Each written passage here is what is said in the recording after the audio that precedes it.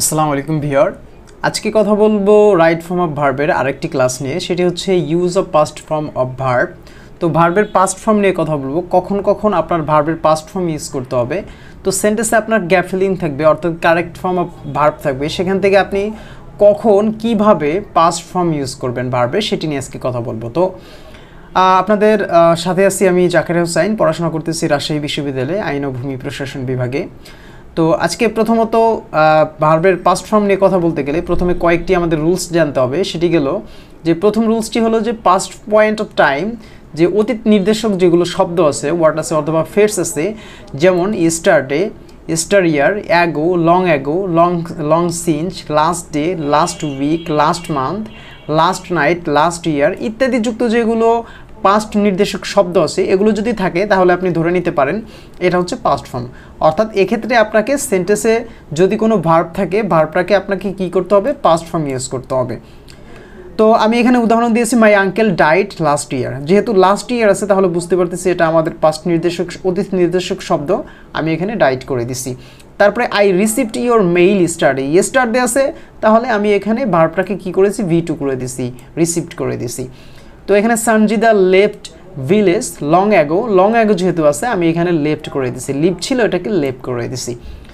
তো তারপরে rules number 2তে বলা আছে যে সিঞ্চ কনজাংশন রূপে যদি দুটি ক্লজকে যুক্ত করে সেক্ষেত্রে সিঞ্চের পূর্ববর্তী ক্লজের ভার্বের প্রেজেন্ট পারফেক্ট টেন্স হয় এবং সিঞ্চের পরবর্তী যে ক্লজ থাকবে এই ক্লজে ভার্বের পাস্ট সিম্পল টেন্স হয়, পাস্ট ইনডিফিনিট টেন্স হয়। কিন্তু এখানে আরেকটি বিষয় মাথায় রাখতে হবে যে সিঞ্চের পূর্ববর্তী ক্লজ যদি পাস্ট ইনডিফিনিট টেন্স হয় অর্থাৎ পাস্ট সিম্পল টেন্স হয় তাহলে পরবর্তী ক্লজ কিন্তু আবার পাস্ট পারফেক্ট টেন্স হবে।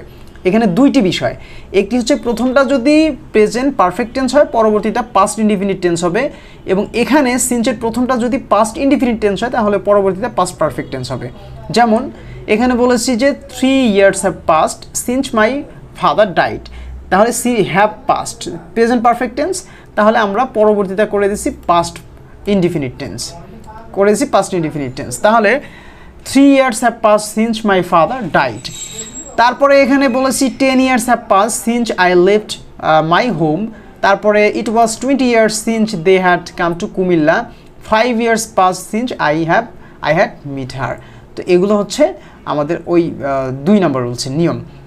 তো তারপরে 3 নম্বর রুলসে যে বিষয়টা বলা আছে যে পাস্ট পারফেক্ট টেন্সে যদি দুটি ক্লজ থাকে এবং বিফোর বা আফটার দ্বারা যুক্ত হয় তাহলে বিফোরের পূর্ববর্তী এবং আফটারের পূর্ববর্তী ভার্বের সাথে পাস্ট ফর্ম হয়। তাহলে বিফোরের পূর্ববর্তী যে ভার্ব থাকবে সেটার সাথে পাস্ট ইনডিফিনিট টেন্স এবং আফটারের পূর্ববর্তী ভার্বের সাথে পাস্ট ইনডিফিনিট টেন্স হয়। যেমন the doctor had come before the patient died, তাহলে এখানে বলছে বিফোরের পরবর্তী, তাহলে বিফোরের পরে এই যে V2, এবং এখানে বলছে the doctor came after the patient had died, তাহলে আফটারের পূর্ববর্তী ভার্বের সাথে V2 হয়। পরে আমাদের 4 নম্বর রুলসে যে বিষয়টা বলা আছে সেটি হচ্ছে যে 4 নম্বর রুলসে কি বলছে যে দুটি ক্লজ অ্যাজ দো এবং অ্যাজ ইফ দ্বারা যদি যুক্ত হয় সেক্ষেত্রে তাদের পূর্ববর্তী ক্লজটি প্রেজেন্ট সিম্পল টেন্স হলে পরবর্তী ক্লজটি পাস্ট ইনডিফিনিট টেন্স হবে। কিন্তু টু বি ভার্বের ক্ষেত্রে সকল পার্সনের সাথে ওয়্যার বসে। আমি আবার রিপিট করতেছি যে দুটি ক্লজে অ্যাজ দো এবং অ্যাজ ইফ দ্বারা যুক্ত থাকলে তাদের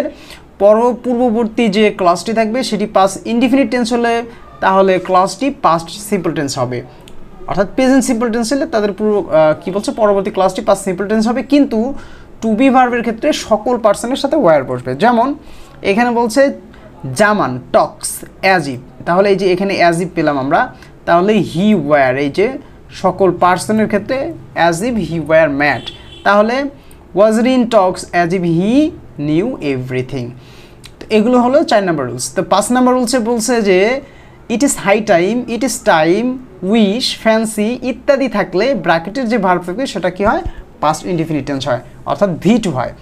তাহলে যেমন আই ফ্যান্সি আই টার্ন পেল, এই যে ফ্যান্সি আছে, যেহেতু ফ্যান্সি আছে তাহলে এরপরে যে ভার্বটা থাকবে এই টার্ন, এটাকে ট্রান্ট করে দিতে হবে, অর্থাৎ এটাকে আমাদের কি করতে হবে, V2 করে দিতে হবে। তারপরে উদাহরণ ইট ইজ হাই টাইম, তাহলে it is high time be change আছে, তাহলে ইট ইজ হাই টাইম এটা হি চেঞ্জড, V2 হবে এটা, তাহলে চেঞ্জড হিজ কোম্পানি।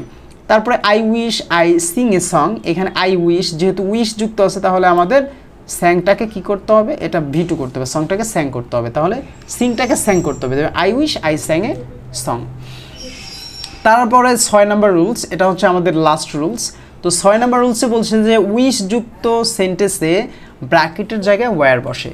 কখনো যদি উইশ যুক্ত সেন্টেন্স থাকে তাহলে ব্র্যাকেটে যে ভার্বটা থাকবে টু বি ভার্ব লেখা থাকবে, এখানে আপনাকে ওয়্যার ইউজ করতে হবে। যেমন I wish I were a king, তাহলে আই উইশ আছে, তাহলে এখানে টু বি আছে, টু বি মানে হচ্ছে টু বি ভার্ব, তাহলে আপনাকে টু বি ভার্ব ইউজ করতে হবে, তাহলে এখানে to be verb were use করতে হবে। কেন? আই উইশ থাকার কারণে। তো আপনাকে পাস্ট টেন্সের যে রুলসগুলো এগুলো জানার ক্ষেত্রে এই 6টি রুলস ফলো করা হয়। তো আপনি এগুলো যদি ফলো করতে পারেন তাহলে পাস্ট টেন্সের যে বিষয়গুলো আছে অর্থাৎ ভি2 এর যে বিষয়গুলো আছে এগুলো আশা করি আপনি উত্তর করতে পারবেন। তো পরবর্তীতে আমরা যে আমাদের রাইট ফর্ম অফ ভার্বের যে বাকি রুলসটা আছে সেগুলো নিয়ে কথা বলবো। তো সে পর্যন্ত সবাই ভালো থাকবেন। আল্লাহ হাফেজ।